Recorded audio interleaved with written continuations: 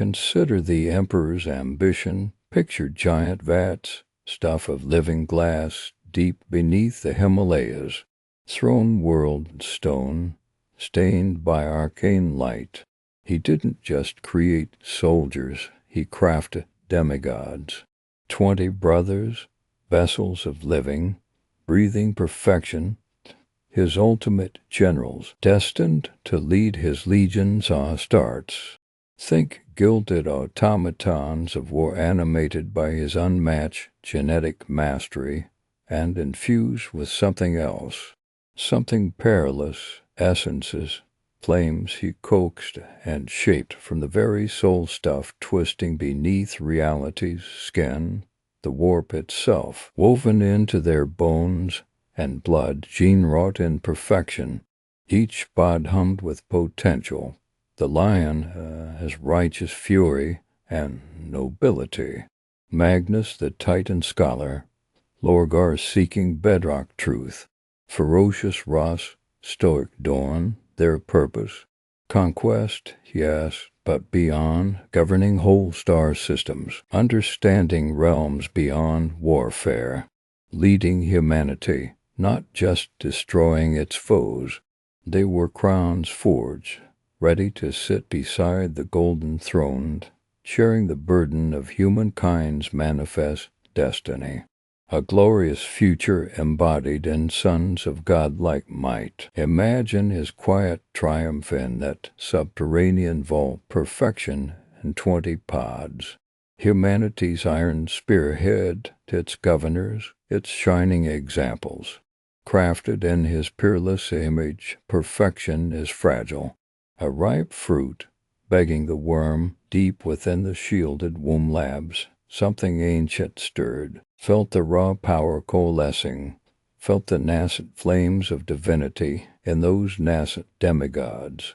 The laughing chaos of Tzinch, rot of Nurgle, wanton hunger of Slaanesh, inevitable violence of Khorne, united in a singular, venomous purpose. To deny the emperor is grand design, to steal, to corrupt, to break the masterpiece. So they reached, a claw of twisted, living impossibility piercing the sacred wards cast by the emperor's transhuman intellect. Reach not for destruction, but disruption, a precisely aimed shove into the abyss. Oh, the horror that shattered the stale air, not a bombardment, a fracture. Reality split like rotten cloth inside that shielded sanctum. Gargantuan warp portals ripped open, howling like dying stars, pure madness blazing through the Emperor's most guarded space, the screams of torn metal and imploding stasis fields. Wines ripped from beyond, nightmare seized the gestation pods, 20 capsules ensuring humanity's future, hurled violently into raw chaos, sucked screaming from Terra, set adrift on tides of immaterial anarchy. They scattered across the stars, not to conquer, but to fall, to land screaming and naked into isolation.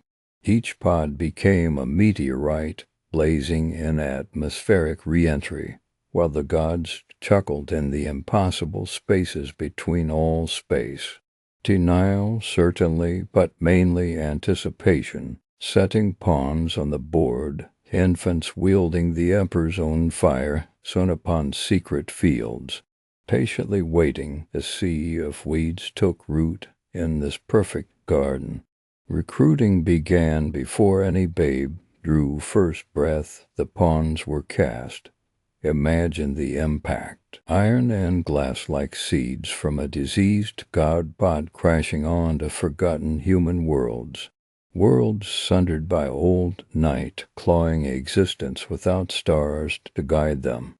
Caucasus, centuries buried under desert sands, under twin suns, choking the penitent and the pious alike. Albion, dripping with prehistoric fog, where palpable gloom clung to standing stones. Inhospitable ball, twin radiation blasted stone circling a bloody sun. chemical-scorched chemos, its desperate survivors clawing metal veins for the water sap necessary to survive each toxic evening. Hyperborea's world, curdling glaciers, shriveling hope under ice kilometers thick. Medusa, ferromagnetic turbulence raging over impossible iron peaks and twilight crevasses. Fenris, an everlasting winter hell of frostbite and fury, wolves the size of war machines dragging longboats over glacial crowns. Prospero, racked with psychic storms beneath ancient Eldar pyramids of sorrow. Nostrum and everlasting shadows, each night a suffocating smothering of light.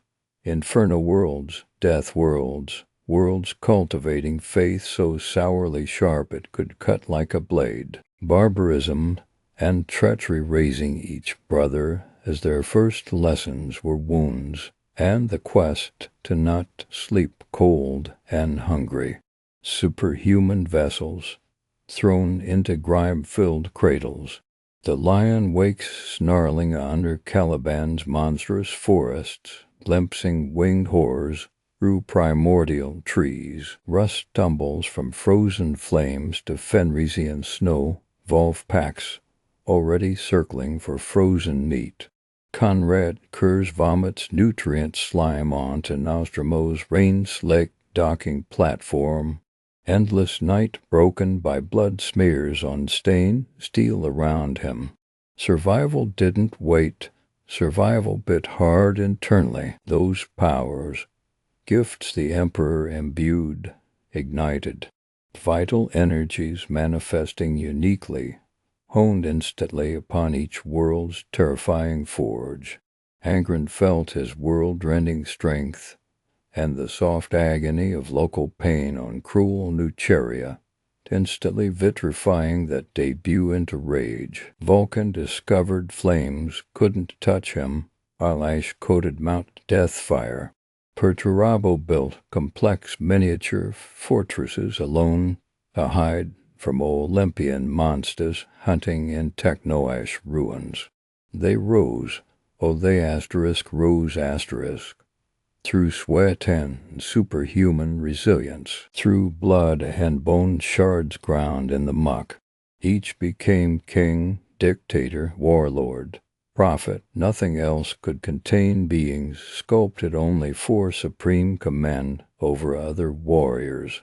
Cut off, orphan demigods forced to rule unlikely nations already clinging to the cliff face. Artifacts landing in mud for farmer kings to coronate. The Emperor moved like inexorable firing solution target endgame. He'd built galactic thunderheads, his legions Astartes.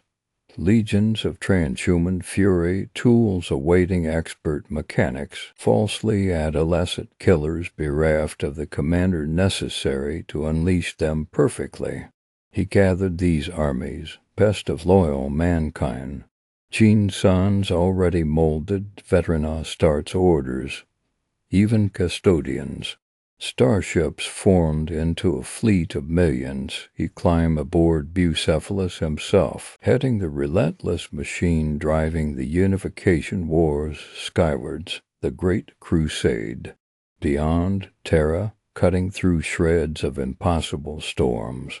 Toward star nations, dot under Terran suzerainty. Star systems fleeing warped storms.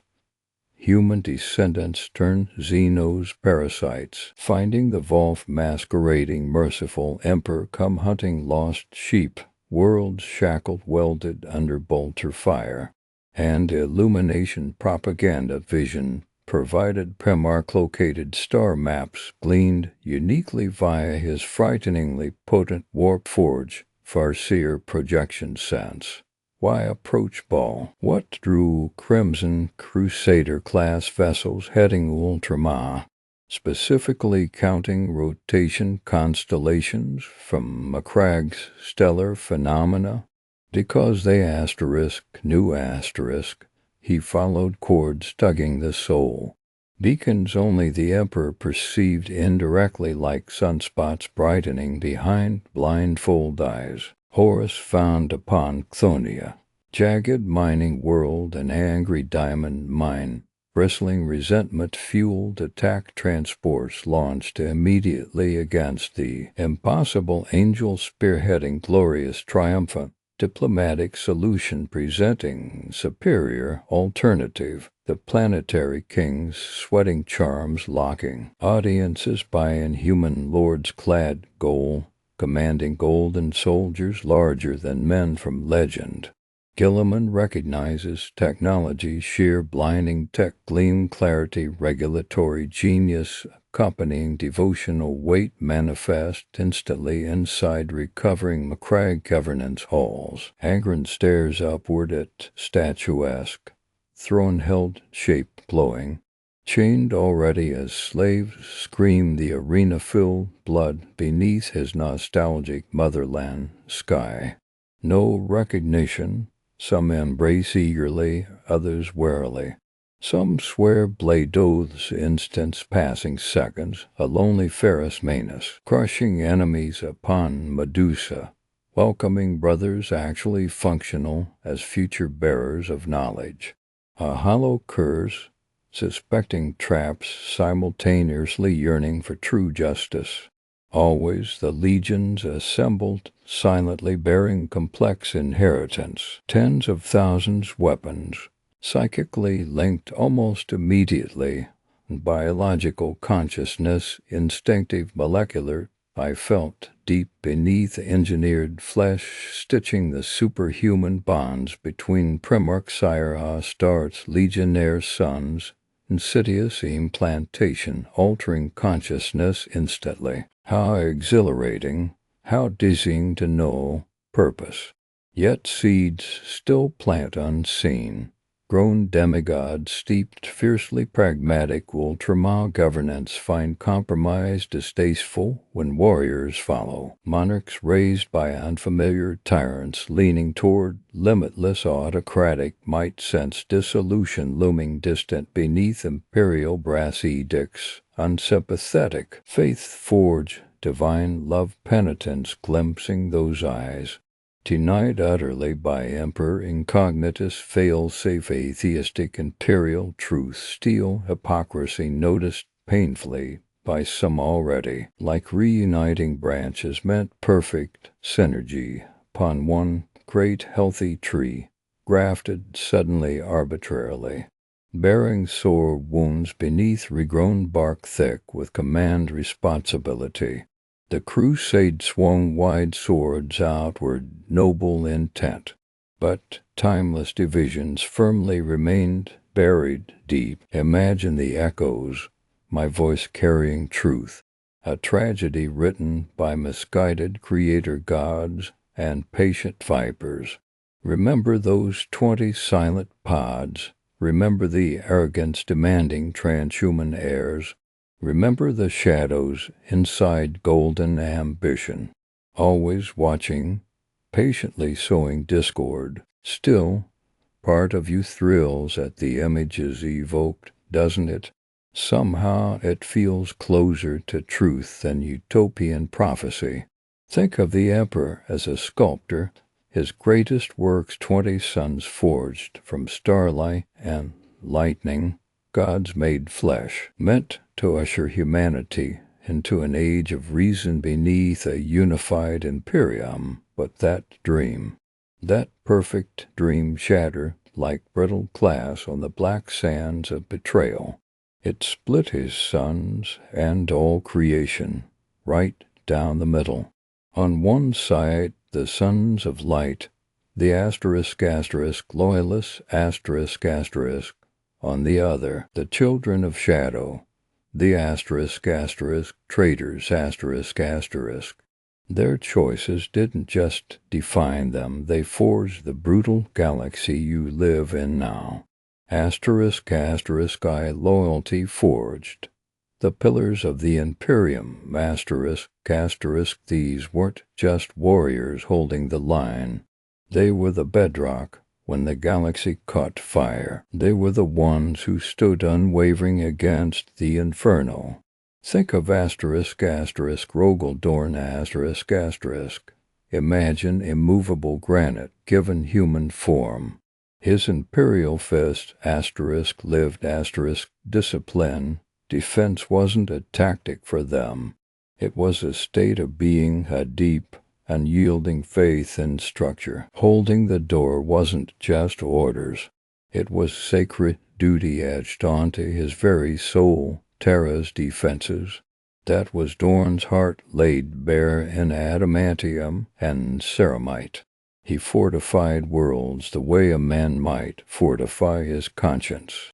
Then there's ***Roboute Guilliman ***, less granite, more brilliant, calibrated crystal. His mind was a strategist's paradise. Ultramar wasn't just his domain, it was a living blueprint, the perfect machine of efficient governance, logistics, and warfighting. A shining beacon of how things could be duty through order, through creating systems that endured past battlefields. When the Emperor fell and the Imperium teetered, it was Guilliman's framework, his codes and structures, his sheer bloody-minded determination that kept the whole creaking edifice from collapse. He built civilizations where others only conquered them, and Vulcan Vulcan, where his brothers might see numbers in a casualty report, Vulcan saw people. His strength, titanic even among his kin, was matched only by his profound well of empathy. His salamanders were the shield for the helpless. Compassion wasn't weakness in his eyes, it was strength's purest expression. While others burned worlds to conquer them, Vulcan tempered the flame, protecting the innocent amidst the violence. His legacy, hope, the quiet understanding that even in this grinding darkness, mercy, however difficult, isn't entirely dead. He reminded the Legiones Astartes they fought for something, not just against ***. Corax was the shadow stalker, vengeance made manifest. Come the impossible storm moving across the plains, Rust the Emperor's loyal executioner, a howling force of Fenrisian ice and fury. The lion, noble yet utterly ruthless, when necessity demanded, secrets cold within his heart like the Calibanite forests he emerged from, sanguineous. The angel ... hope and sacrifice incarnate. These were the pillars the Imperium clung to during its darkest night. Their virtues weren't parables. They were the very walls holding back damnation. ***, too, the tempted and the twisted, the architects of heresy ***, and then the shadows. Their falls weren't monoliths. They were fractures, cracks, spider webbing across flawed souls, widened by whispers from beyond. Horus Luperca stands tallest here, the brightest star, beloved war master, the chosen heir. Can you imagine the crushing weight of that mantle? The sheer scale of the Emperor's retreat to Terra. It left a void. Into that void slithered whispers. The gods of the warp showed him a future, not glorious unity, but divine tyranny. An emperor worshipped, his sons, his tools, discarded like broken swords. They played on his deepest fears, insignificance after such eminence. Uselessness. They twisted his genuine, burning love for his father into a monstrous reflection, showing him only an uncaring tyrant. That played on Davin, it scraped the surface. The true poison was pride corroded by fear. turning devotion into seething resentment. His betrayal wasn't just his own. He became the catalyst, the vortex pulling others down into damnation. The War Master chose shadow. He chose chaos. For Fulgrim ***, it was a descent into guild damnation. Perfection wasn't a goal, it was a gnawing hunger. Every victory, every act of creation was a temporary balm on a wound that just wouldn't heal. The perfect sword became his prison. The Lar blade's whisper offered the exquisite touch he craved, the final step towards absolute beauty promised by a seductive god of excess. Possession wasn't conquest. It was surrender whispered by velvet tongues offering him his own impossible reflection. Until he was the whisper. He didn't just fall, he **SAVOURED the plunge. And **Angren***. Oh, Angren's story isn't corruption. It's a scream trapped in a god's lungs. Empathy wasn't just crushed on Nuceria. It was ripped out, neuron by screaming neuron. The butcher's nails, cruel alien spikes hammered into his head, fed on pain, rage, and murder. The Emperor didn't rescue him, he took him, stole his chance to die beside brothers whose name meant something. Every moment after, a constant, agonizing torment. The Great Crusade, an insult, discipline, chains. When chaos offered the nails eternal life and promised his rage power with shatter and carrying worlds, it wasn't a bargain. It was succor, a way to make the entire universe feel his endless scream. He became ruin incarnate. Mortarian's pride festered into distrust and despair. Lorgar's need for meaning mutated into fanatical worship under cruel new gods. Perturbo's bitter resentment at feeling forgotten and misused curdled into a cold, soul-deep nihilism.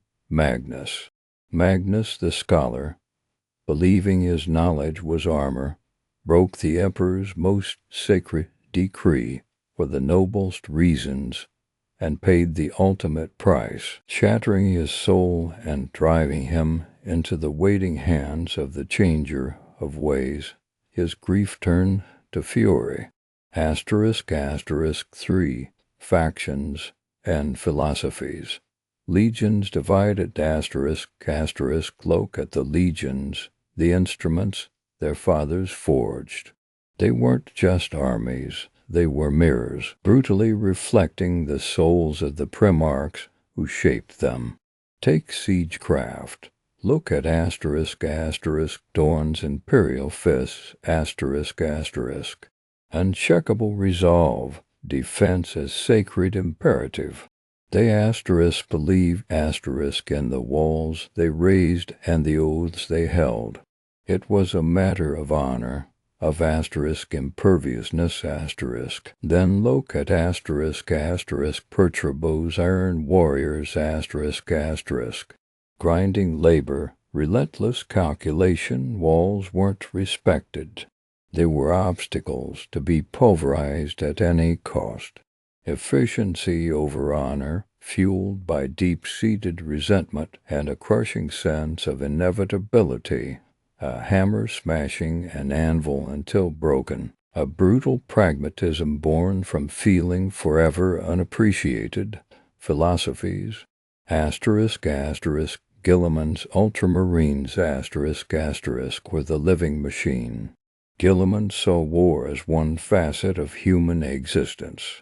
Logistics, governance, structure, ensuring a victorious future order leading to progress they fought to build. But Lorgar's word bearers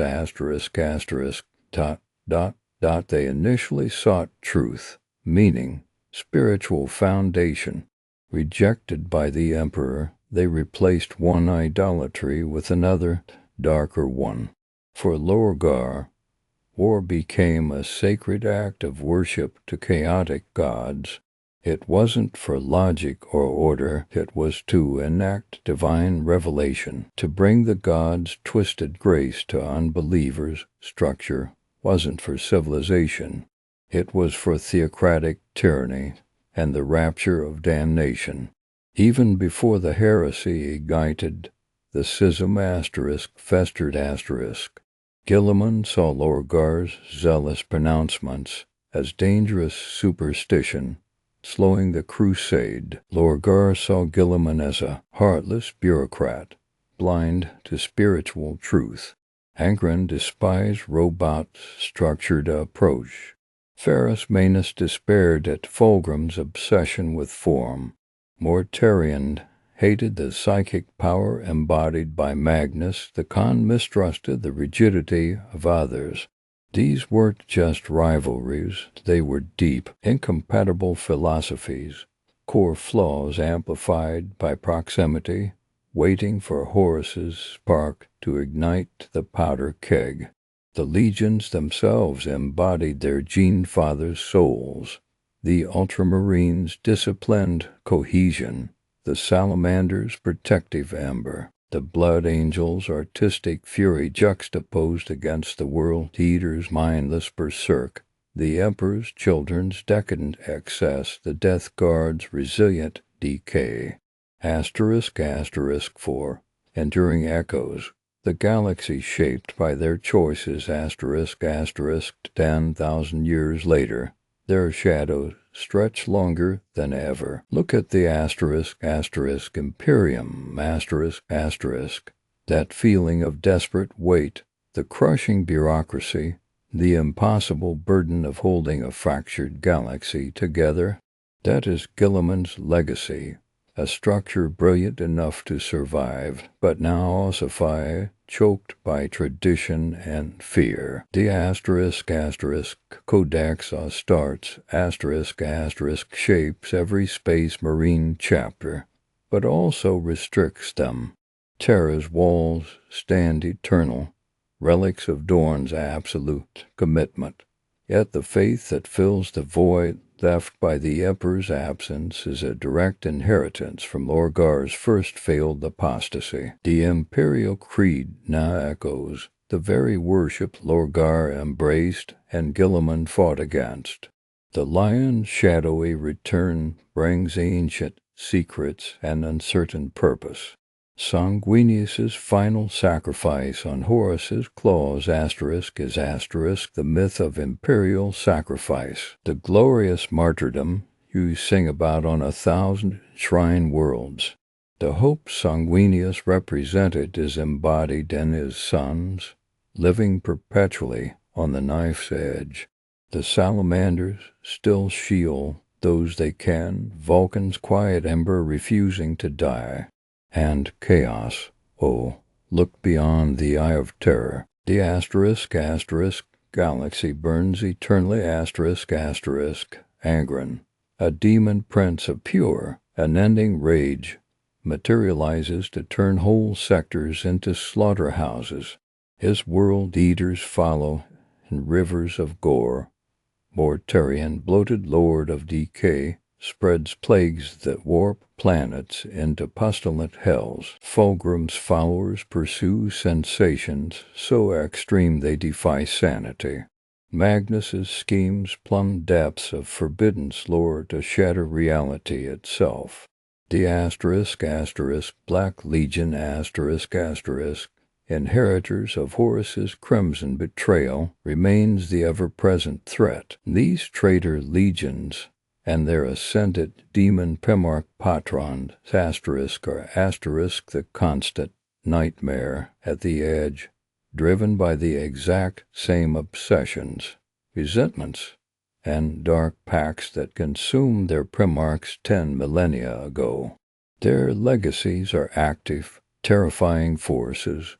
The myth is foundational. The Loyalists, forever framed as heroes or martyrs, icons of sacrifice for a decaying dream. The traitors, eternally damned monsters, the ultimate symbol of treachery justifying the Imperium's suspicion and paranoia. Guilliman's resurrection, it isn't just the return of a hero, it's the walking legend of a loyalist Primarch returned to fix the ruins. But that very hope is counterweighted by the gut-chilling terror whispered across every battlefield. Asterisk, what if one of the ascended demon Primarchs manifests here, now? Asterisk, it's the duality etched into the heart of every imperial soul. Frail hope forever stalked by eternal, ancient terror.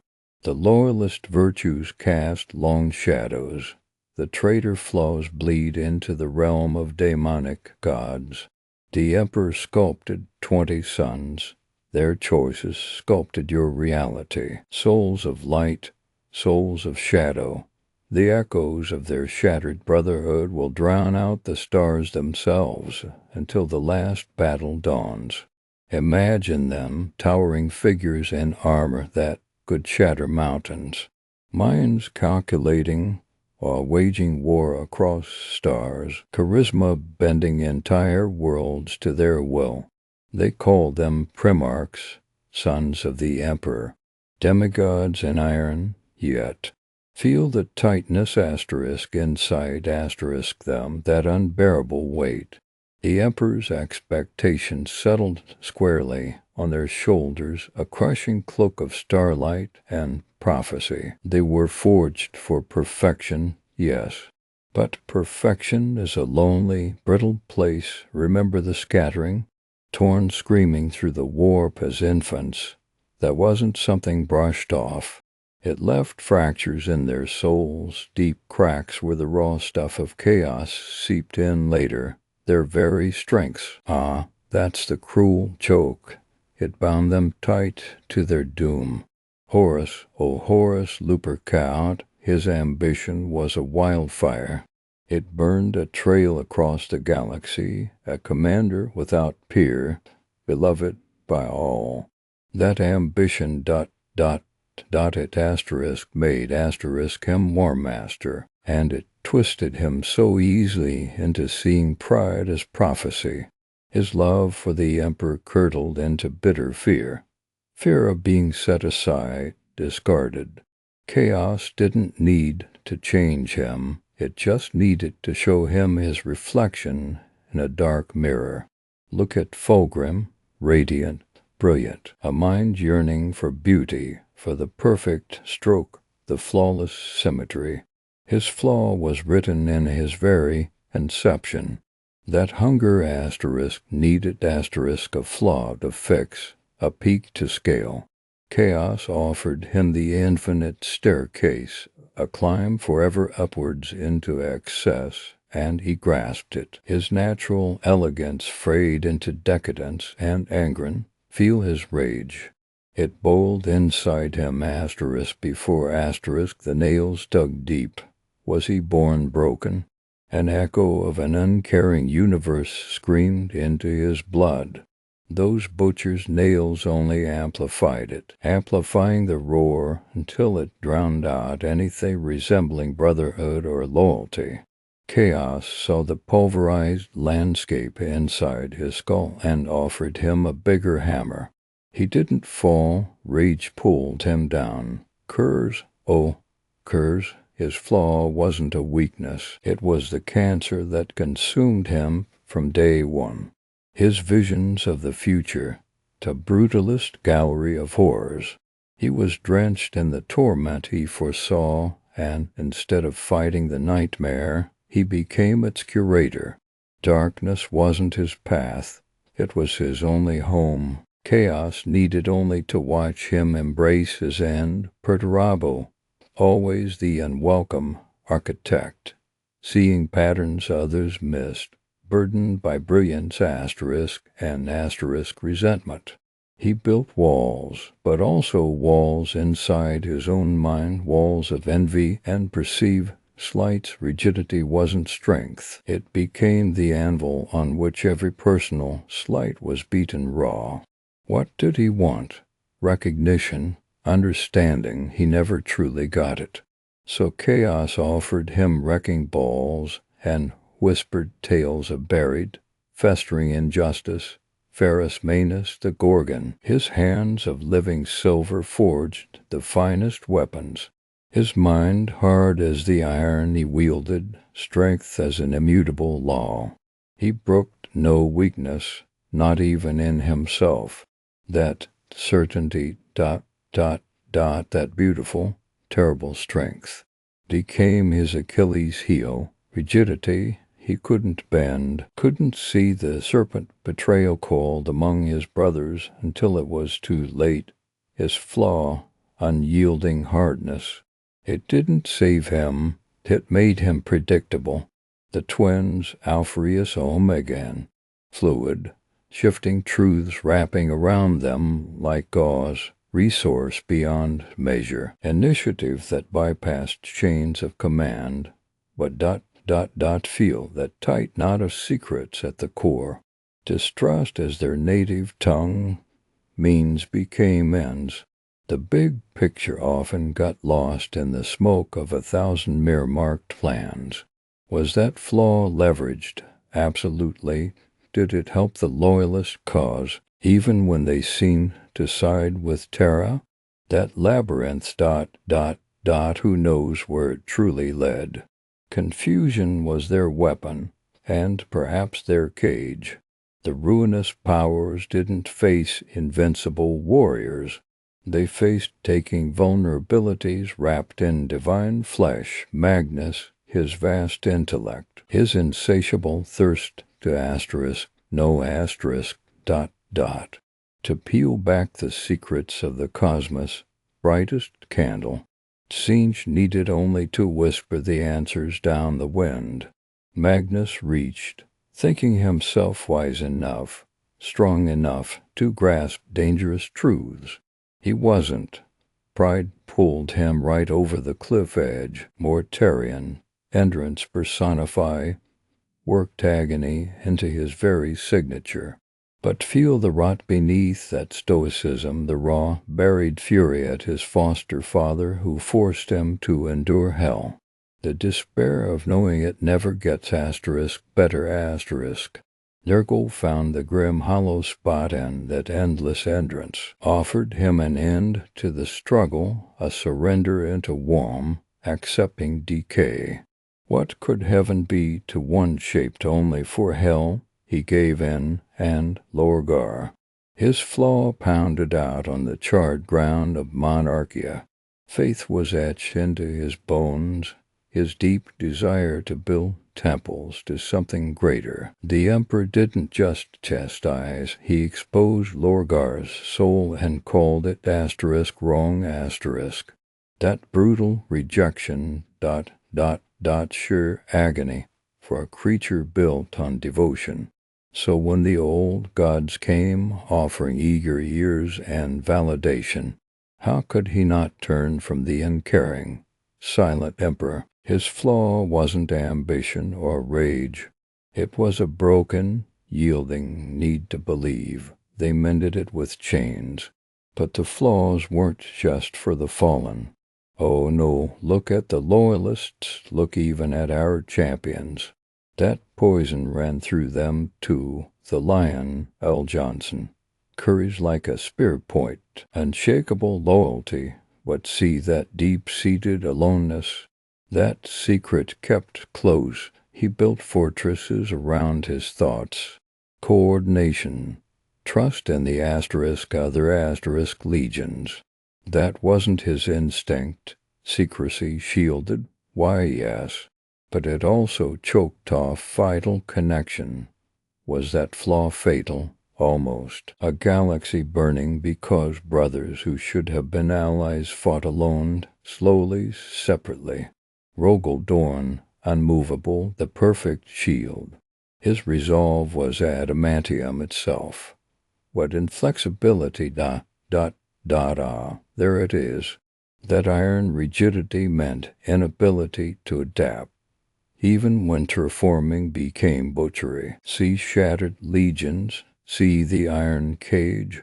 His great virtue, his unyielding defense. It sometimes demanded blood sacrifices far too high. He held the line at the cost, felt more deeply than he'd ever admit. Pain bent him. It never quite broke him, but it acted like a vice. Corvus Corax, shadow and striking vengeance, loyal, protective, and brutally, terrifyingly pragmatic. Istvan V. Scar's fund deep, his sons butchered, his reaction. Abandon the shattered Terran brethren of the shattered legions.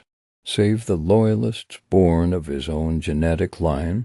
Was it necessary? Probably. Did it feel cruel? Absolutely.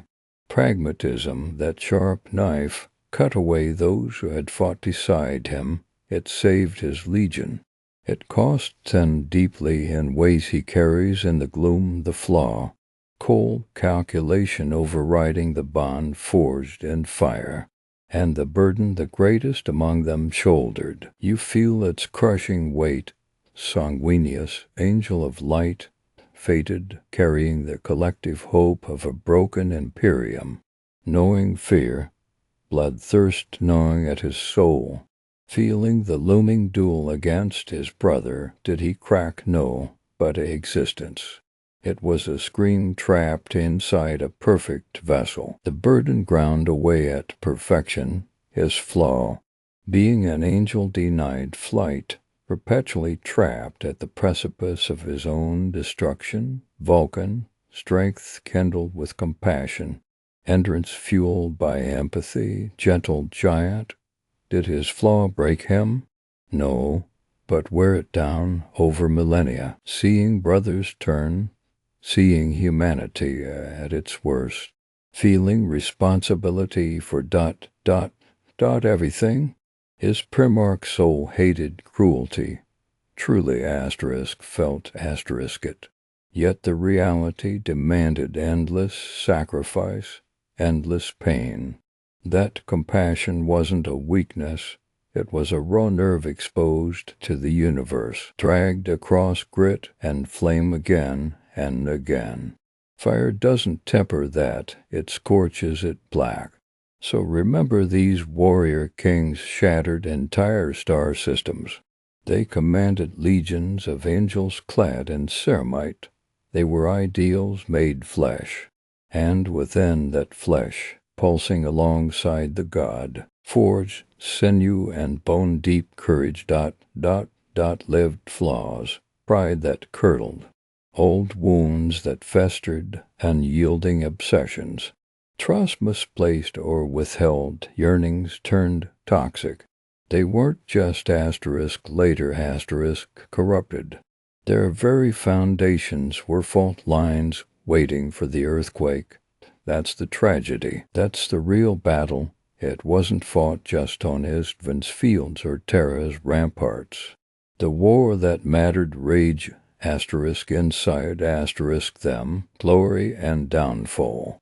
Two sides of the same deeply tarnished coin. The Emperor built Superman. But deep within that superhuman architecture, he left room for profound, mortal ruin. You understand war. You've seen the hololiths, studied the campaigns. But have you ever truly grasped the minds behind them? The Primarchs weren't just generals. They were architects. Each forged a philosophy of war as unique as their gene code, sculpting their legions into instruments of devastatingly specific purpose. Forget simple conquest. Understand their doctrines, and you understand the very shape of the Great Crusade, and the heresy that shattered it. Think of the hammer.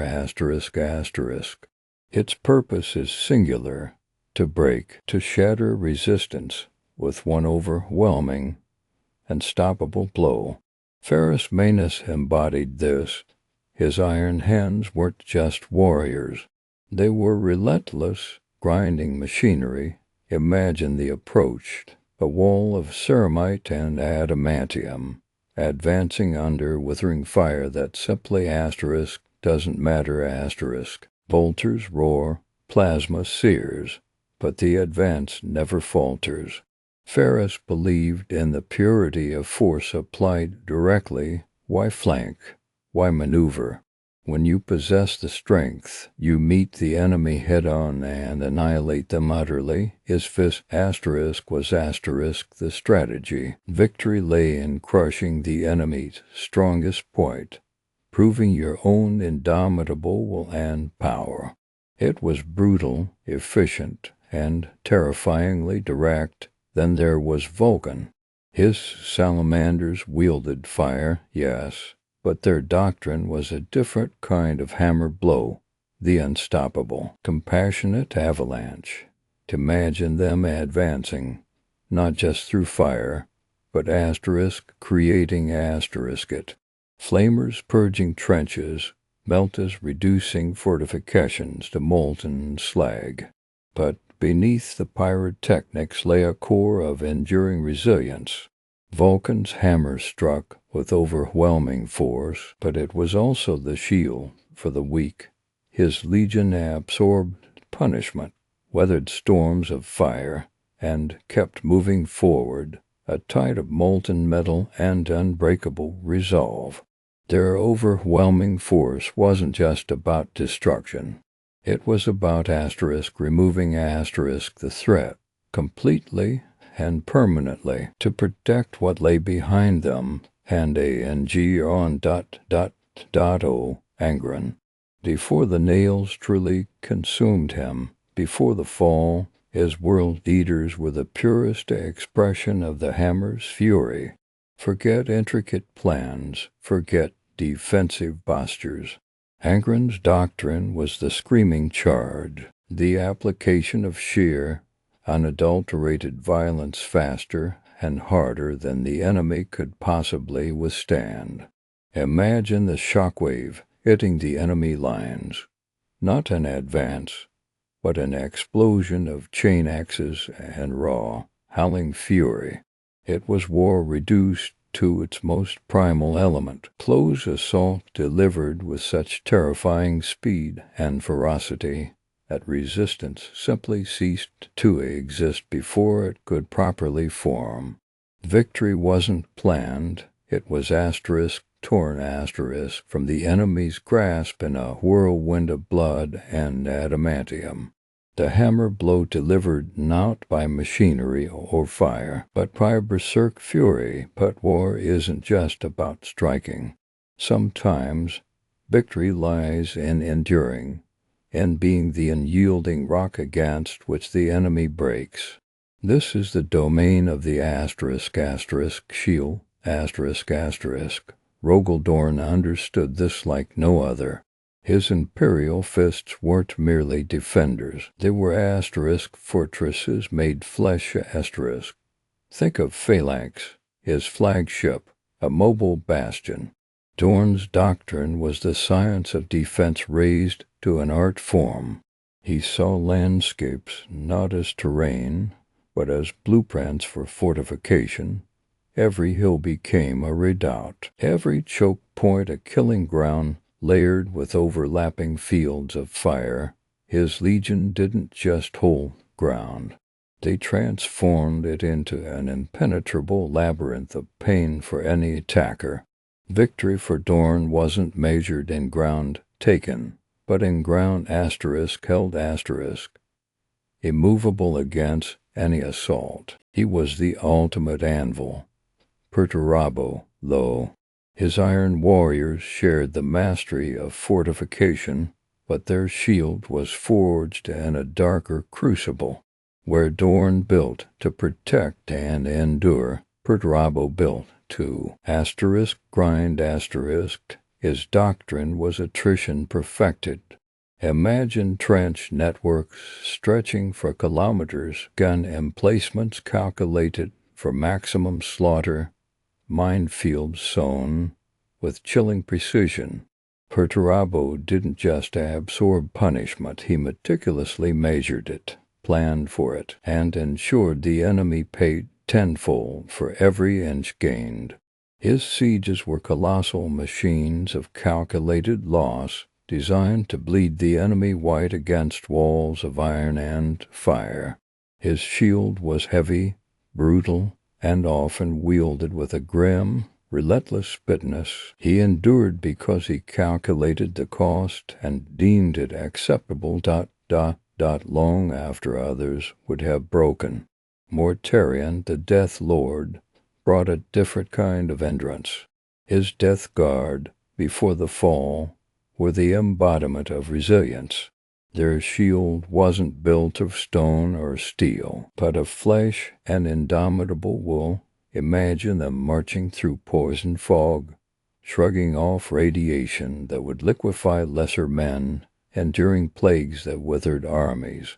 Mortarion's doctrine was simple: outlast, outsuffer. His legion advanced through hellscapes, absorbing horrors that would break any other force, emerging scarred but unbroken on the other side. Their victory came not from shattering the enemy quickly, but from enduring what the enemy could not. They were the shield that refused to crack, no matter how many blows landed. Yet sometimes the strongest shield or the heaviest hammer isn't the answer.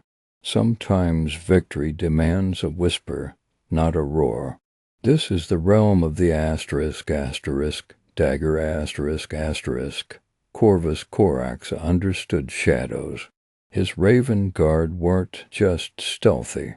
They were ghosts. Their doctrine was the precision kill, the unseen blade. Forget grand assaults. Imagine strike teams materializing from darkness within the enemy command bunker, vital supply depots detonating without warning, communications severed at the crucial moment. Corax believed in striking the heart directly. His warfare was surgical, eliminating leadership, crippling logistics, sowing confusion deep within the enemy ranks. Before the main force even engaged, victory wasn't a battle won. It was an enemy command structure collapsing into chaos, leaving them blind and leaderless before the killing blow fell. Alpheus Omegan ... or perhaps just Alpheus. The Alpha Legion mastered a different kind of blade, deception woven into an impenetrable web. Their doctrine wasn't just subterfuge. It was total information warfare. Imagine entire campaigns fought by proxies, loyalties shifting like desert sands, enemy plans known and manipulated before they were even fully formed. The Hydra struck everywhere and nowhere simultaneously. An enemy commander might find his most trusted advisor whispering poison, his reinforcements delayed by unforeseen events, his battle lines crumbling because they were attacking shadows while the true threat materialized behind them. For the Alpha Legion, victory was achieved long before the first bolter fired. In the minds of their enemies, they weren't warriors. They were puppet masters pulling 1,000 strings. And then there was Conrad Kurz. The Night Hunter wielded terror itself as his blade. His Night Lords weren't assassins. They were architects of dread. Their doctrine was psychological annihilation. Imagine entire populations paralyzed by fear, garrisons finding their comrades flayed and displayed, voxcasters broadcasting screams across the void. Kurz believed in breaking the enemy's asterisk before breaking their bodies. He struck from darkness, not just to kill, but to inflict maximum terror, to demoralize utterly. His precision strikes weren't just against military targets. They were against hope, against sanity. Victory for Kurz was the enemy surrendering in abject terror, their spirit shattered before a single shot was fired in earnest. He was the dagger dipped in poison, the shadow that choked the light. But war, true war, often demands more than brute force, unyielding defense, or surgical strikes. It demands vision, the grand design. This is where the visionary Primarchs reigned. Roboute Guilliman, the avenging sun, approached war as a vast logistical and organizational puzzle. His ultramarines weren't just fighters. They were the epitome of adaptable, combined arms warfare. Guilliman's doctrine was the codex, not rigid dogma, but a framework for flexibility. Imagine campaigns orchestrated with clockwork precision, reserves deployed exactly where needed, supply lines flowing seamlessly, air support coordinating perfectly with armored spearheads and infantry advances. Guilliman thought in terms of systems, resources, and long-term sustainability. He didn't just win battles, he won wars by controlling the entire theater, adapting instantly, and ensuring his legion could fight effectively anywhere, against anything. His vision was order imposed upon the chaos of war. Horus Lupercal, the War Master, possessed perhaps the most profound strategic vision before his fall. His sons of Horus weren't just conquerors, they were the tip of the spear guided by a master strategist. Horus understood the why beyond the how. His doctrine was the perfect synthesis. He could wield the hammer's fury, appreciate the shield's endurance, utilize the dagger's precision, all within a grand strategic framework. Imagine campaigns unfolding like masterful symphonies, legions deploy not just for their strength, but for their specific doctrines working in concert. Horus saw the galaxy as a chessboard, anticipating moves far ahead. He leveraged diplomacy, logistics, morale, and raw power with uncanny foresight. Victory wasn't just about crushing the enemy army. It was about securing the system, integrating worlds, and building the Imperium. He saw the future unfolding from the command throne. And Magnus the Red, before tragedy struck, brought an intellect touched by the arcane. His 1,000 sons weren't just warriors, they were scholars of war and beyond. Magnus's doctrine incorporated elements others couldn't fathom, the strategic application of psychic power.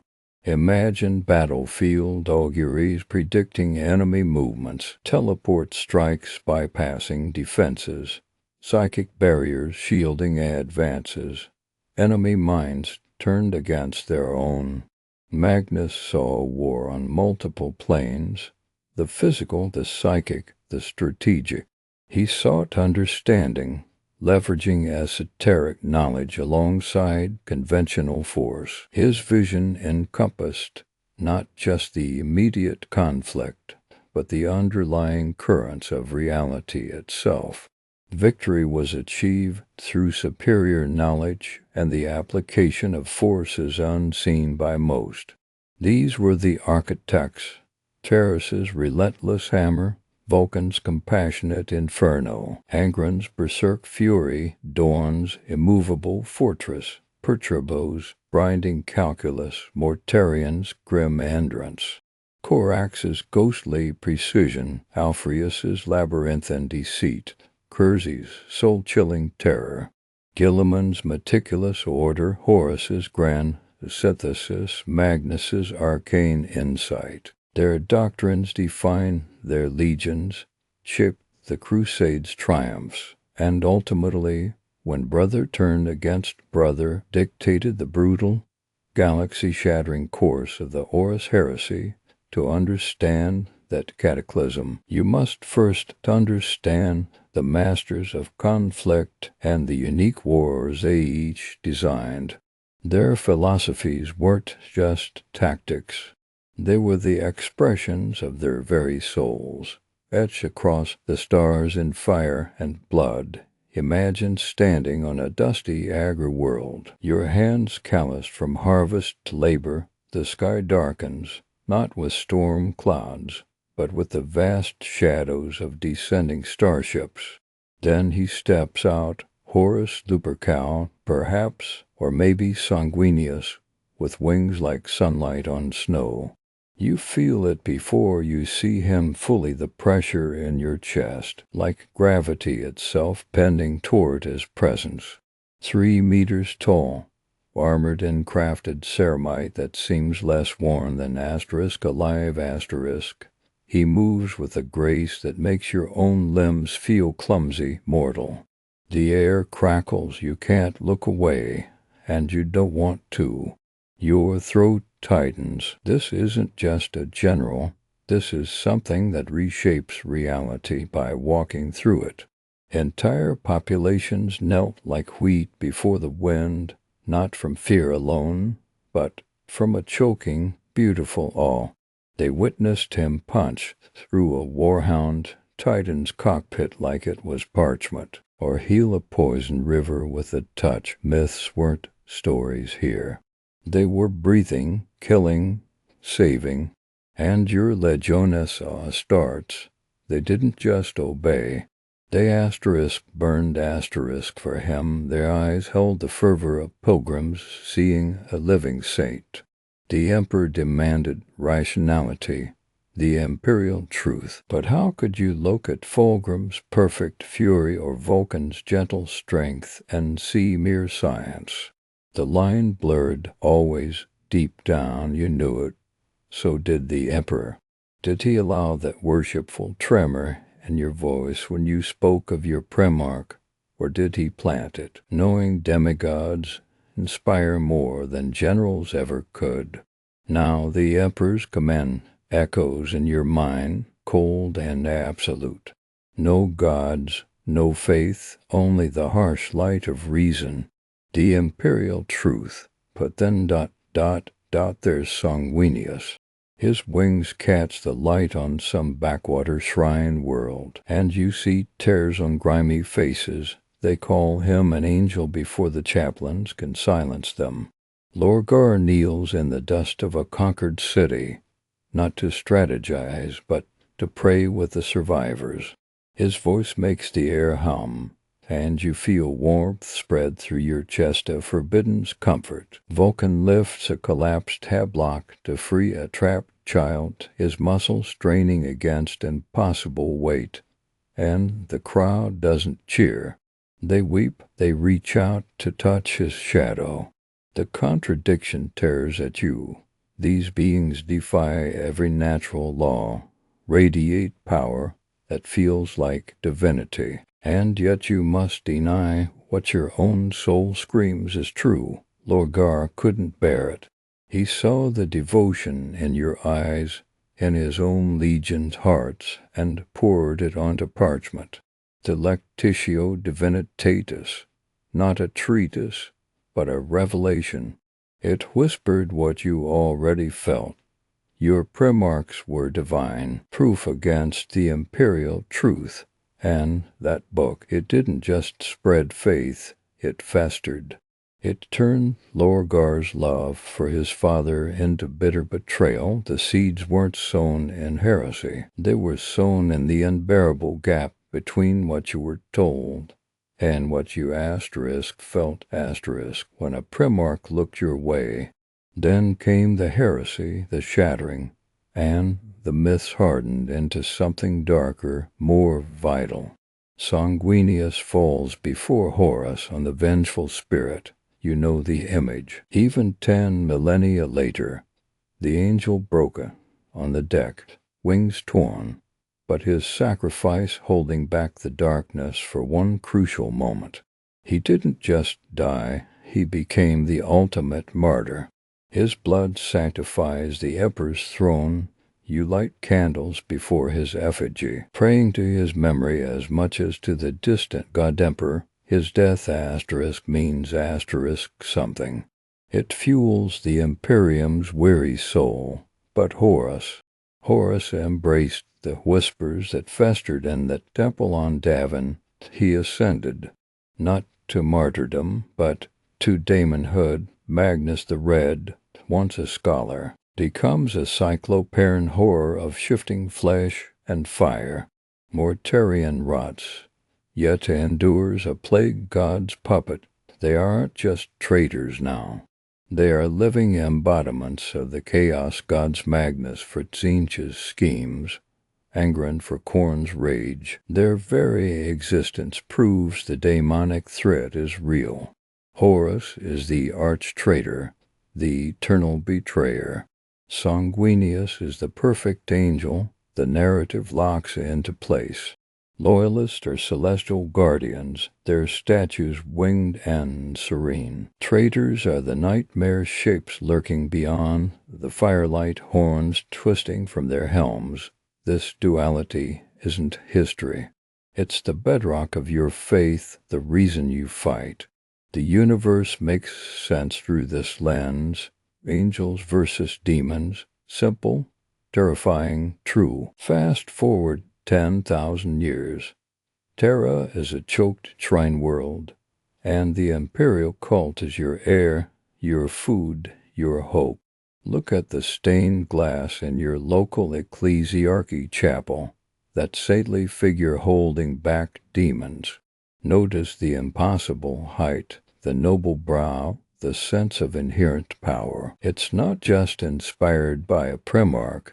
It is asterisk sanguineous, thinly veiled. The priest recounts Ferrus Manus losing his hands fighting monsters, or Rogal Dorn's unbreakable defense. These aren't dusty tales. They're scripture, proof of divine favor.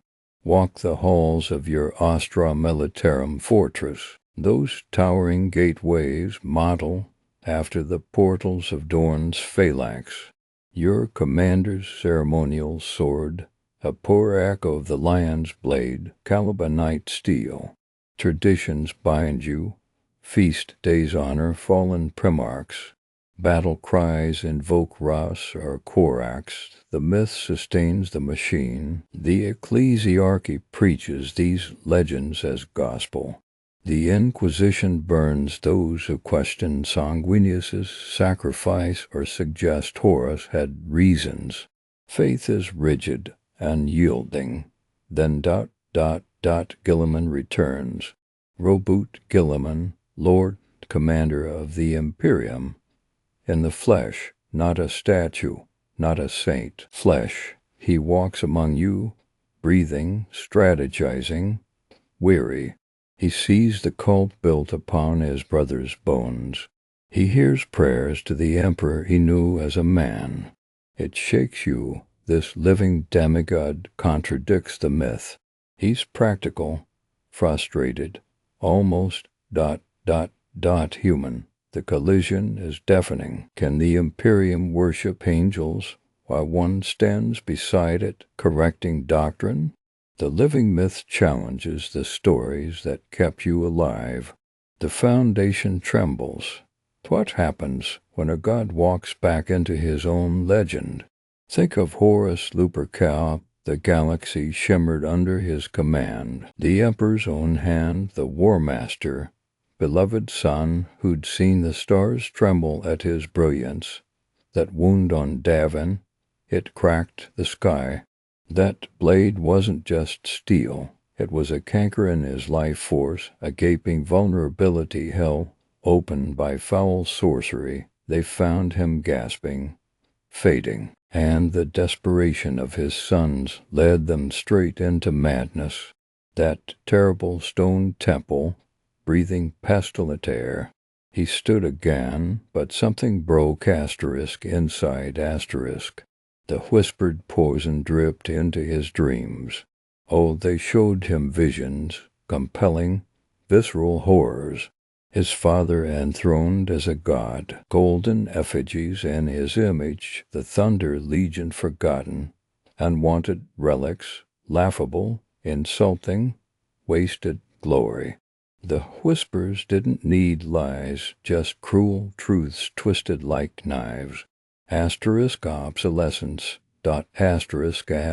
betrayal. That fragile, fraying thread of devotion, snap, he saw only a liar, a thief of his son's future.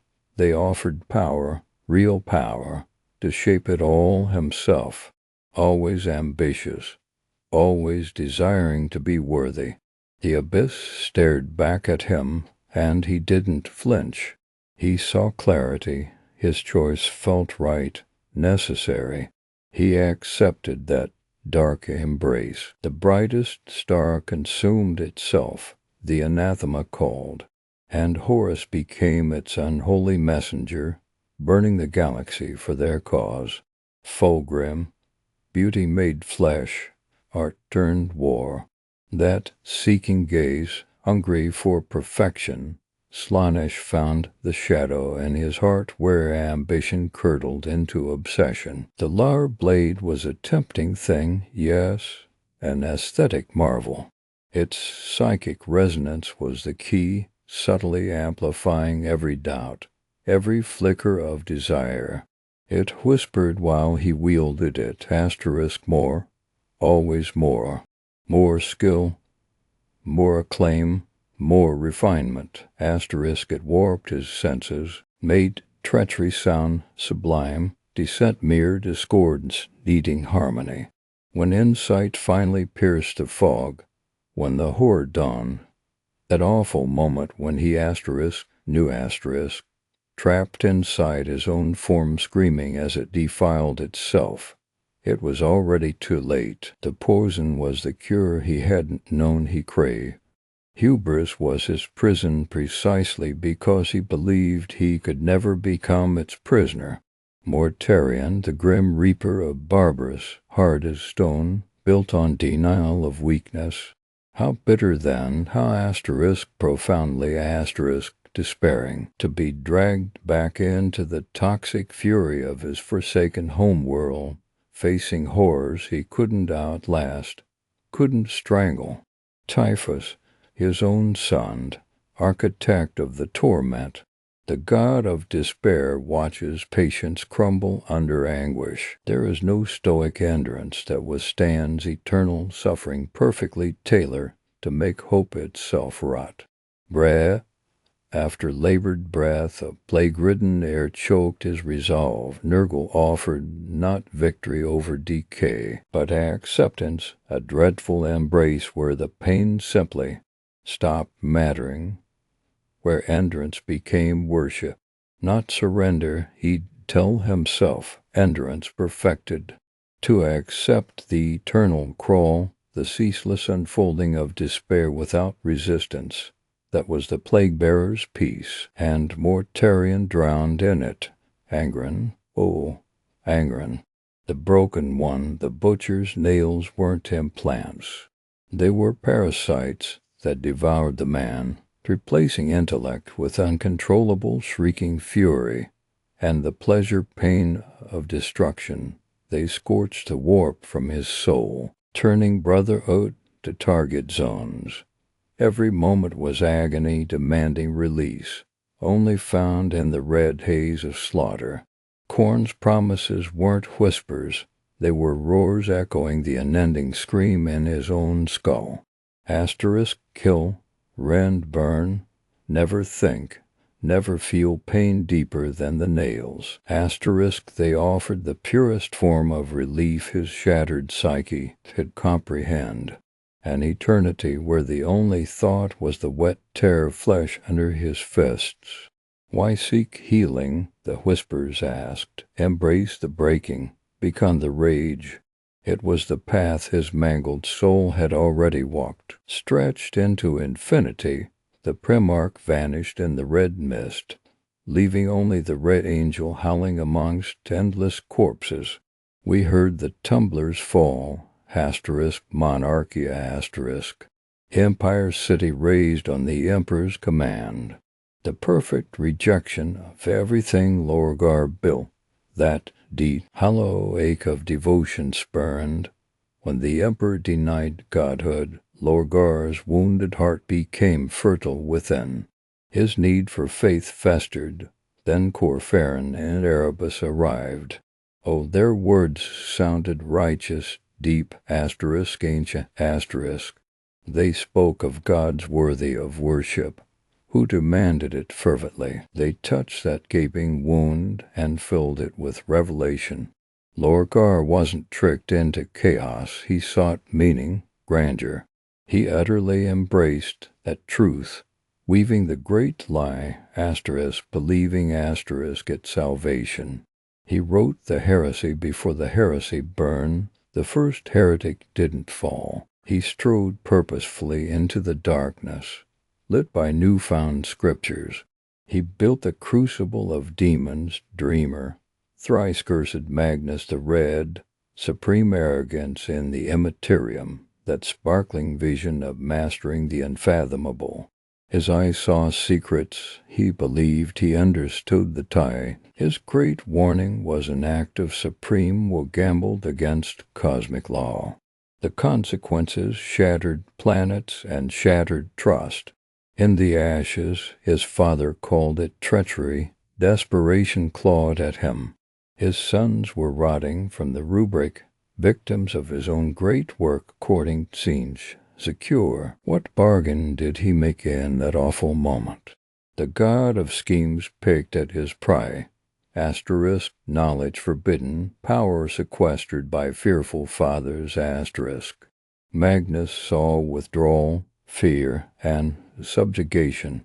To preserve his sons, to grasp the power owed him, he seized Tzeentch's lifeline, damning himself and his legion utterly. Hubris beckoned, and he walked into the labyrinth, believing he would escape the maze.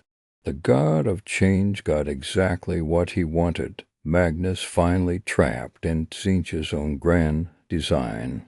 Perturabo had a face ground to stone by bitterness, never enough, undervalued, unappreciated, forced into the grinding wars others deemed unpalatable, his magnificent works ignored. Olympia proved the lie. They did betray him. They didn't understand his bitter sacrifice. The Emperor did demand more. Each perceived slight etched deeper into his dark heart. Resentment curdled into a potent brew.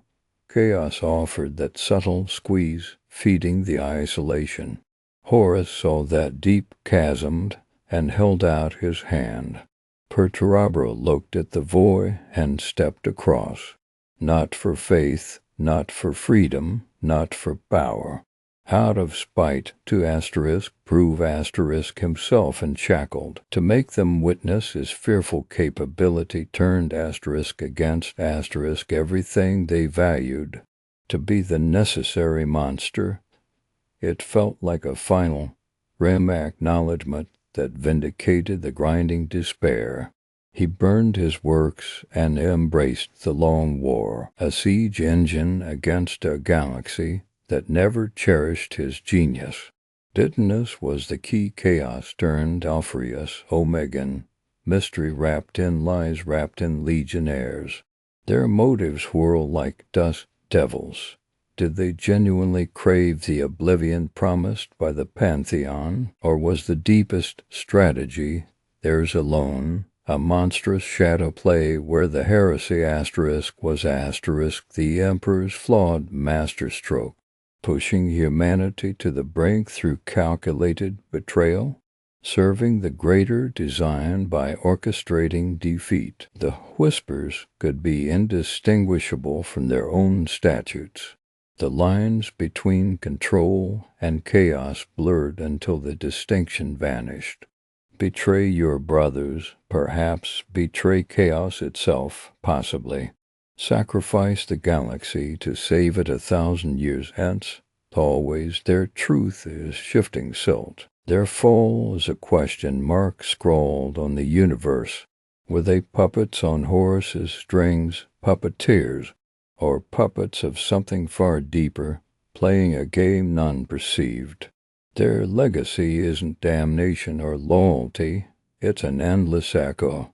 Asterisk Y, asterisk, demon kings, now princes. Their flesh is a curse-made vessel. Fulgrim writhes within his biological nightmares, leading shimmering armadas to peel back reality, seeking new depths of exquisite despair. Mortarion drags his rusted tower world through the warp, showering plague spores across systems, a continent-sized promise of final, resigned decay. Angron's chain axes sing death hymns across entire sectors. His rampages apex events and realities, calendar fueled by pure, sublime rage incarnate. Magnus splits the veil to enact intricate schemes from his crystal prison, tower bleeding through his cosmic storms. Lorgar's dark evangelism echoes, still corrupting hearts and spine worlds, drawing bloody tribute. Perturabo turns fortress cities into tombsides, his siegecraft made eternal altar. Alone, together, they burn. The galaxy trembles at the shadow of Primarchs turned into immortal engines of apocalypse. They are the long war made manifest, haunted demigods eternally breaking the cradle they fled, commanding fleets and legions of hell to satisfy the cold hungers beyond the veil. The iron warriors shatter the bulwark. The death guard blights the heart, the thousand suns weave fate fire. The word-bearers cry chants in chorus, with demigod. World eaters, they simply asterisk arrive asterisk, and screaming host pour forth, all led by dark effigies of betrayed nobility. Fueled by ruinous gods, the fallen suns are eternal menaces. They asterisk are asterisk the price of the Imperium's birth, thorns in its flesh for 10,000 years. And they will not falter, they endure. Think about his hands.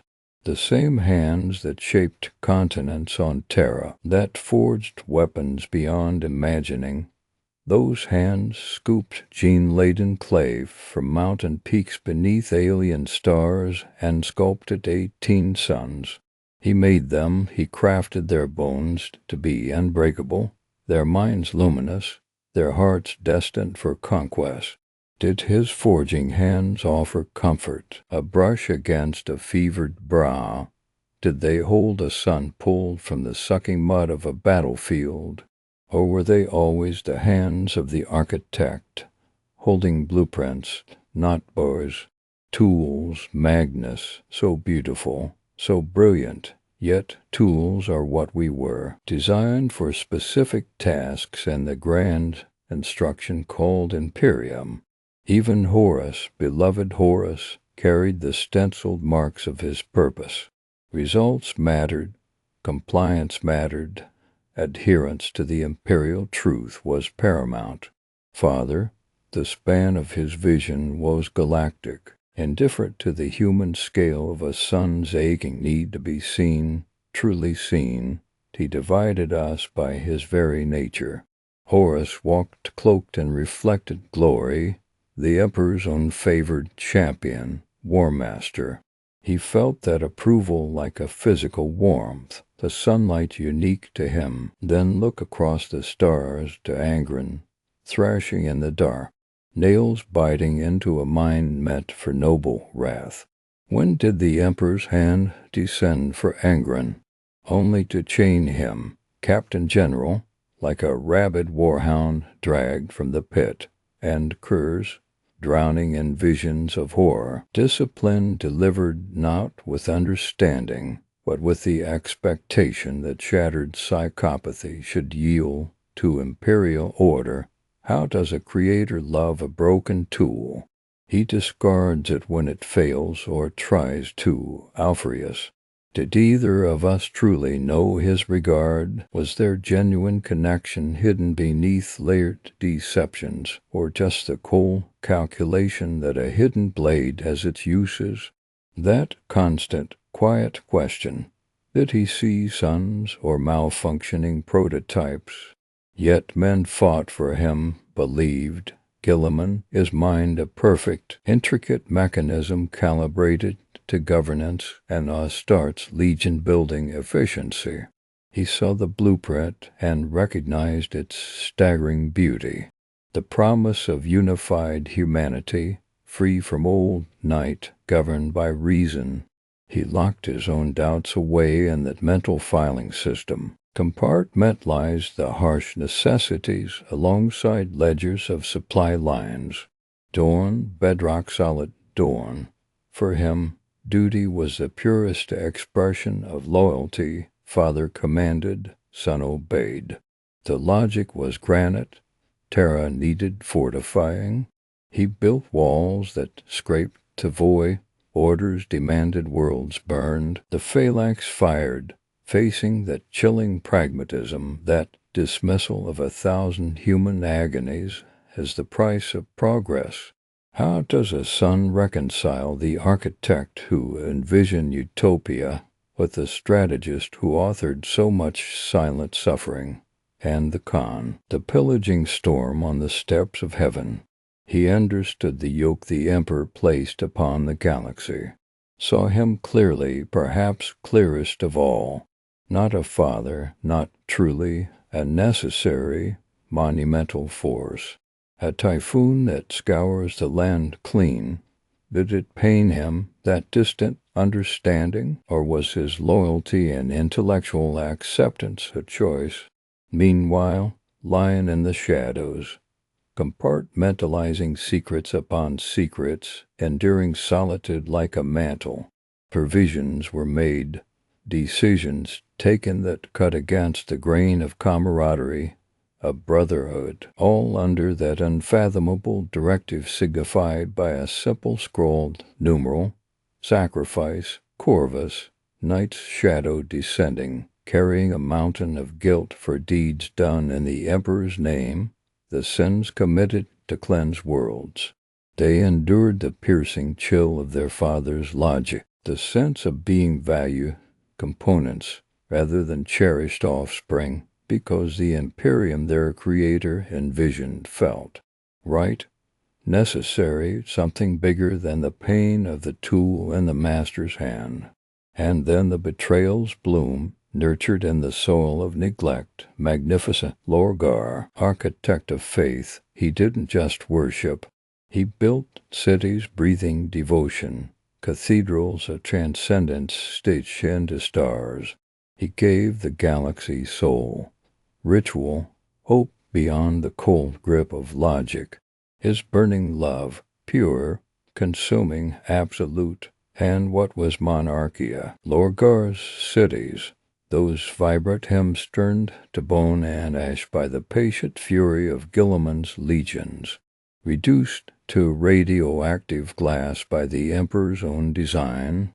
Asterisk, look upon my works, and despair asterisk, not denied affection, denied his asterisk essence asterisk, the core of his being burned away for efficiency. Is it any wonder the shadows offer what the light scorched? Then Angron, O Angron. His brothers fought alongside comrades, climbed mountains of faux flesh with warriors who bled for them. Angron fought in red mud churned by the boots of alien slavers, surrounded by brothers of the chain screaming defiance alongside him. The nails hammered in, but they hadn't asterisk yet asterisk erased the bond. Imagine it, Father, godlike avatar of humanity descends. The sky tears open, guns shake continents, salvation, and what does the Emperor offer? Not vengeance, pity, no, he offers asterisk, capture asterisk. Reprieve, the custodians called it. Chains, Angron called it. He walked onto the flagship, glancing back, hearing phantom chain guns still rattling until the end. Abandoned, not failure. Asterisk abandonment, asterisk of those few sparks of love left unfractured. The nails whispered asterisk truths asterisk after that. Magnus knew. Oh, Magnus, the Scholar King knew.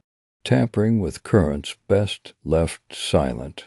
Yet desperation is a powerful teacher. He saw Horus plunging into darkness. He saw Terra bleeding.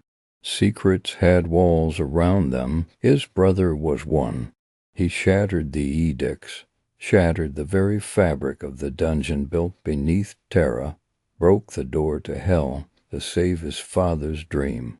And the courier bringing his desperate warning, that golden edge door slamming shut, Cyclopean majesty met with devastation. The shockwave, mental and physical, nothing rebuilds trust shattered like an earned wrath. Did father even try to hear the Y behind the breaking? Perturabo, the exactitude, the grind the siege masters demanded. The fortresses broken, the glorious conquests handed to others, while his own iron warriors dug the trenches, shouldered the dirt, bore the thankless casualties. Olympia proved his skill as a governor, but did the architect ever acknowledge the foundation? A single word, a gesture, instead. The lingering resentment festered. His labors, titanic efforts meticulously recorded within his steel mind, were unseen, unappreciated, expendable work for the Emperor's greater machine. Horus, beloved, felt the change. The withdrawal, Terra's gates closed. Father retreated into secret labs, leaving the War Master holding the door to the galaxy. Abandoned or preparing for something, was there something new? Were we sons or obsolete machinery to be replaced by psychic intricacies? The poison dripped. That unspoken fear of obsolescence took root deeper than any chaos blade. This monumental relational failure shattered an empire. Fathers and sons locked in a galactic spiral of misunderstanding, expectation, pride, betrayal. He built us, he deployed us. He neglected the human ache inside the transhuman, the patriarchy required to soothe the volatile genius. When your creations rebel, is it malice or a failure of nurture? Fulgrim, embraced for beauty yet starved for perfection, Mortarian sacrificed for principle. We were designed to conquer, not to be understood. Facing loyalists and traitors alike on the vengeful spear, that broken step towards the fallen son Horus. What drove the Emperor then? Calculation, cold and pure. Regret so fathomless it threatened to collapse, he indivisible, that paralyzed his hand for a critical instant.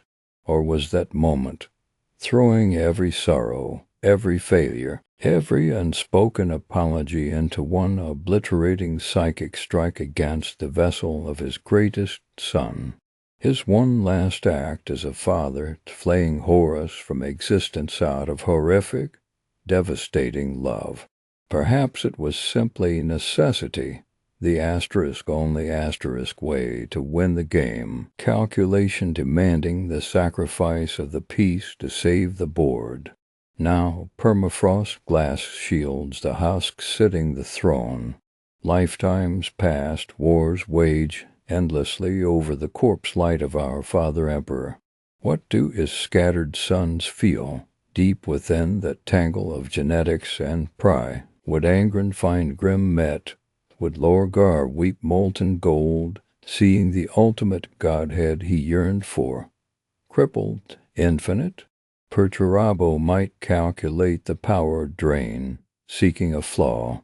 What of Guilliman, awakened millennia later, standing before that scorched, skeletal artifact fused to mountains of unendurable machinery, smelling ozone, decay, and psychic rot? His perfect rational mind assessing the state of play, the Imperium he fought for lies corrupted, the vision blackened by superstition and war, and the architect. The master of mankind is stripped to agony, and the straining scream of burning psychers, bowering obsolete defenses, duty binds Guilliman still. But walking the silent halls of a dead dream, burdened by being the only son left who half remembers the plan, inside the Lord Commander of the Imperium, a quiet, profound sorrow echoes. A son gazes at the withered visage held within ancient machinery, that relic bound with gold. What does any son feel looking upon the ruin of his father, even a godfather, especially that godfather, grief, pity, a suffocating wave of responsibility, or the cold, chilling silence of a tool realizing it finally outlives its maker? Fathers and soldiers, sons and mistakes, fragmented. Stars mourn the architect's hubris. All right, settle then. Let's talk about the sons of the Emperor. Where they are now, what shadows they cast across this nightmare future. Their fates, are the fate of the Imperium for good and ill. Known survivors, the pillars holding up the crumbling sky, first, to brothers who stand tall, breathing the same poisoned air as us.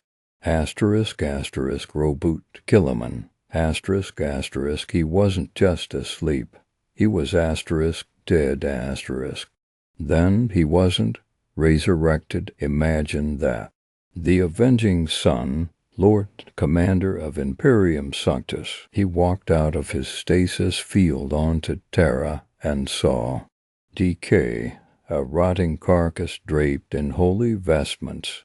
So he did what Guilliman does, he organized the indomitous crusade, a desperate surge to staunch the bleeding. He fights the ecclesiarchy tooth and nail, trying to drag the Imperium back towards reason, towards his father's dream. It's a brutal, grinding task against millennia of dogma. He's the architect, desperately trying to rebuild the collapsing house while the storm rages outside. And then, Lionel Johnson, the first, he awoke too, didn't he? Not on Terra, but deep in the dark. Imperium Nihilus, the other side of the great rift, where Guilliman fights bureaucracy, the lion fights pure, screaming horror. He leads his risen, fallen forgiven, secrets embraced, carving bastions of order out of the nightmare. He's the grand defender Guilliman can't be, operating in the shadows where the Astronomican's light doesn't reach. To brothers, reunited by fate, yet separated by the rift and their very natures, Guilliman builds, the lion destroys threats. Both are vital, both clash in their methods. Imagine the tension when they finally meet again. Then there's PULK he's gone, missing, but his legend whispers. He will return, The beast arises. It's not just a prophecy. It's woven into his being, the perpetual. Where is he? What form will he take when he steps back onto the galactic stage? Think about Imperium Nihilus, drowning in darkness. A beacon of unbreakable strength and compassion suddenly igniting. The salamanders wait, the galaxy holds its breath.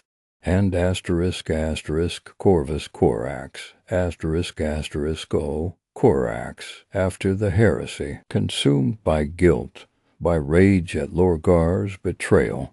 He vanished into the Eye of Terror, hunting, but the warp changes things. It twists, whispers say he's not the noble Shadow Prince anymore. He's become something else, a creature of pure vengeance, a warp, shadow nightmare stalking the corridors of demon worlds, hunting his traitor brother. A tragic specter, a reminder of how deep the heresy's wounds truly go. Asterisk, asterisk, 2. Confirmed losses, echoes that shaped legions, asterisk, asterisk, their bodies are gone, but their shadows stretch long, asterisk, asterisk, sanguinis, asterisk, asterisk, his sacrifice defines the Imperium, slain by Horus aboard the asterisk, vengeful spirit, asterisk. That moment echoes through 10,000 years. It lives in the black rage of his sons, that psychic scream of his final agony. It lives in the sanguiner, that mysterious angelic protector. Is it just myth, or is there a flicker of his noble spirit, resonating forever in the warp? His death wasn't just an end, it was the birth of an eternal legend. Asterisk, asterisk, Ferus Manus, asterisk, asterisk, decapitated by Fulgrim on the black sands of Istvan V. His body fell. But his spirit, that iron will didn't just dissipate, it lingers potent. Whispers surround the legion of the damned, spectral warriors appearing where hope is lost. Are they echoes of Ferris's unbroken resolve? Does his ghost still rage against the betrayal? His sons feel it, his absence shapes their iron determination. Asterisk, asterisk, Conrad Kurz, asterisk, asterisk, the night haunter, justice delivered unto him, finally. Assassinated by a Calidist, his own prophecy fulfilled. He embraced the darkness, reveled in terror, and met an end as calculated and cold as his own methods. His legacy, paranoia, fear, the twisted justice of his sons, a closed chapter, terrifyingly complete. Asterisk, asterisk, Rogal Dorn, asterisk, asterisk, the Praetorian of Terra, presumed dead, but only a hand recovered, lost fighting a Black Crusade, presume that word hangs heavy, a symbol of ultimate defiance, the unbreakable wall. Could he be out there, trapped in stasis, captured, tortured? The imperial fists hold on to that sliver of hope, his potential return.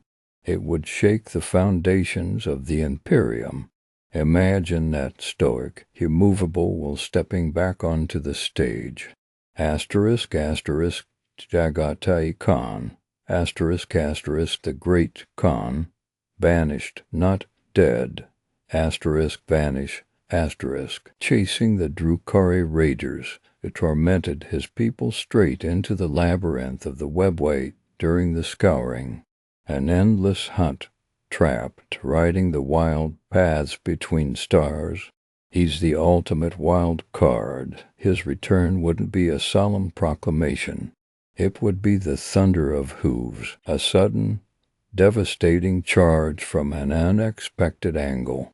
Hope, freedom, or simply glorious, untamed fury unleashed. Asterisk, asterisk, 3. The demon Primarch threat.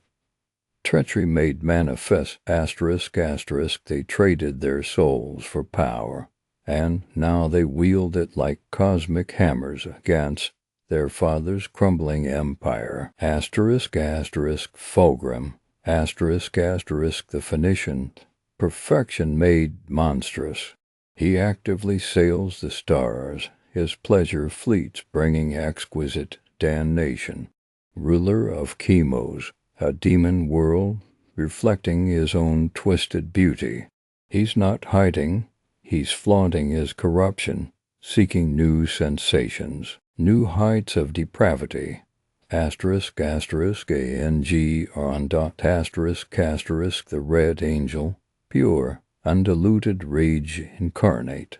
Recently banished back to the warp, yes, after devastating Armageddon, after tearing through the Sabbath worlds. But asterisk banish, asterisk isn't destroy. He's reforming, gathering his fury, His return is inevitable, a ticking clock counting down to the next apocalyptic rampage. Soon, always soon. Asterisk, asterisk, M-or-T-A-R-I-onda, asterisk, asterisk, the Death Lord. He didn't just join chaos. He embodies its despair. Architect of the plague wars, he personally confronted Guilliman, drowning Ultraman in filth and pestilence. He rules his own blighted demon world, and the scourged stars, a festering heart-pumping decay into the galaxy. His bitterness is a palpable force. Asterisk, asterisk, Magnus the Red. Asterisk, asterisk, the Crimson King. Sorcery given form. He shattered the Emperor's dream once.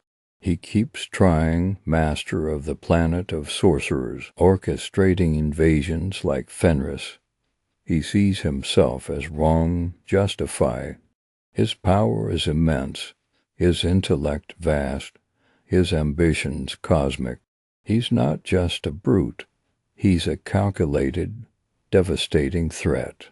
Asterisk, asterisk, Lorgar. Asterisk, asterisk, the first heretic, the architect of the faith that damned half his brothers. He's quieter now, meditating, writing his dark scriptures deep within the eye of terror.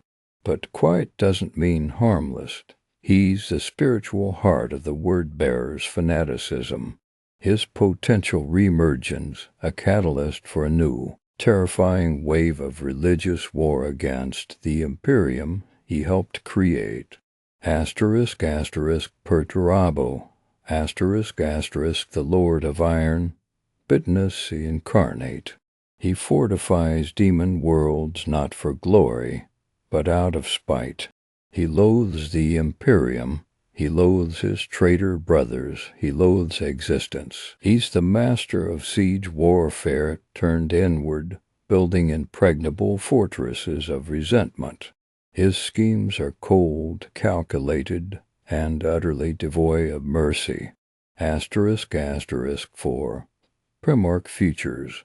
The galaxy hangs in the balance. Asterisk, asterisk, their fate. Asterisk, or asterisk, the story. Asterisk, asterisk, the Imperium. Asterisk, asterisk, Guilliman and the Lion. To Titans, separated by the rift, can they bridge their differences? Guilliman's pragmatism against the Lion's ruthless secrecy. The Imperium Sanctus groans under bureaucracy. Nihilus bleeds in the dark. What if Russ returns? The Volf King's fury unleashed, or the Khan, a whirlwind of liberation. They offer hope, but also potential chaos. Wild forces challenging Guilliman's fragile order. Hope battles stagnation, and the Primarchs are the champions on either side. Asterisk, asterisk, chaos ascendant. Asterisk, asterisk, they are just lurking. Angren asterisk will asterisk return, leading another Armageddon. Scale slaughter, Mortarian plots new plagues. Magnus weaves intricate spales of doom. They drive black crusades, sector wars, the constant erosion of imperial borders. They are the active, malevolent force shaping the aura of the dark millennium. Asterisk, asterisk, the Omega Factor. Asterisk, asterisk, asterisk, asterisk, Alpheus Omegan. Asterisk, asterisk, or Alpheus. Did one die? Both? Neither. The Alpha Legion thrives on uncertainty. Their Primarchs status is the ultimate enigma. It leaves the door wide open for subterfuge on a galactic scale, a hidden hand pulling strings, a revelation that could shatter everything. Trust nothing. Asterisk, asterisk, the Horus analogs. Asterisk, asterisk, the Primarchs Marines, Guilliman's new legion. Created from the Emperor's final genetic secrets. Are they fulfilling flawed templates? Are the loyalist gene lines expressing dangerous new mutations? Is this the Emperor's final gambit? Not sons, but perfected soldiers, Or is it another step towards the stagnation and betrayal Horus foresaw? The echoes of the War Master haunt every new generation of warriors. So what happens next? It hinges on them, the living, the dead, the damned, the missing. Every vanished brother is a question mark. Every returned son is a seismic shift. Every demon prince is a galaxy-spanning threat. Their stories are the threads weaving the tapestry of the 42nd millennium. Hope flickers in Guilliman's reforms and the land's defiance. Horror festers in Angron's rage and Mortarian's plagues. And somewhere, deep in the shadows of the warp or the webway, lost brothers might yet ride again. The age of the Primarchs never truly ended. It just descended into a darker, more desperate chapter. And the next page, it could change everything.